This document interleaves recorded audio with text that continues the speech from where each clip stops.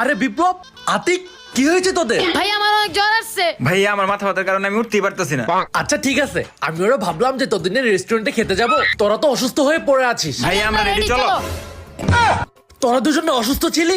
আরে ভাইয়া কিসের অসুস্থ, চলো খাইতে যাই। হ্যাঁ ভাইয়া চলো চলো। আমি আগেই জানতাম যে তোরা অসুস্থ না, তোদের ভঙ্গিমি কি আমি জানি না? রেস্টুরেন্টের কথা শুনে দুজনে একদম লাফ দিয়ে উঠছে, আবার রেডি হয়ে গেছে। ভং বাদ দিয়ে আমার জন্য যা রান্না কর। ভাই আমার মাথা ব্যথায় মাথা ছিঁড়ে পড়ে যাচ্ছে। ভাইয়া দেখো জ্বরে আমার গা পুড়ে যাচ্ছে। দাঁড়া, একটা কল আসছে। হ্যালো, আচ্ছা ঠিক আছে, তোদের অসুস্থগিরি একদম দেখাবি না। গ্রাম থেকে আম্মু কল দিছে, এখনই যেতে বলতেছে আমাদের। না ভাই আমি যেতে পারবো না, তুমি তো জানো আমার অনেক মাথা ব্যথা। চুপ, একদম চুপ। ভাইয়া দেখো আমার অনেক জ্বর। তুইও চুপ করবি, তোদের ভঙ্গিমি আমি জানি না। না ভাইয়া না, কলেজ থেকে আমাকে প্রিন্সিপাল ফোন দিছে, এক্ষুনি যেতে হবে। আমি গেলাম। ভাইয়া আমারও অ্যাসাইনমেন্ট আছে, হোমওয়ার্ক আছে, আবার কালকে আমার এক্সামও আছে, আমি পড়তে বসবো। তবুও গ্রামে যাবো না, আমি গেলাম।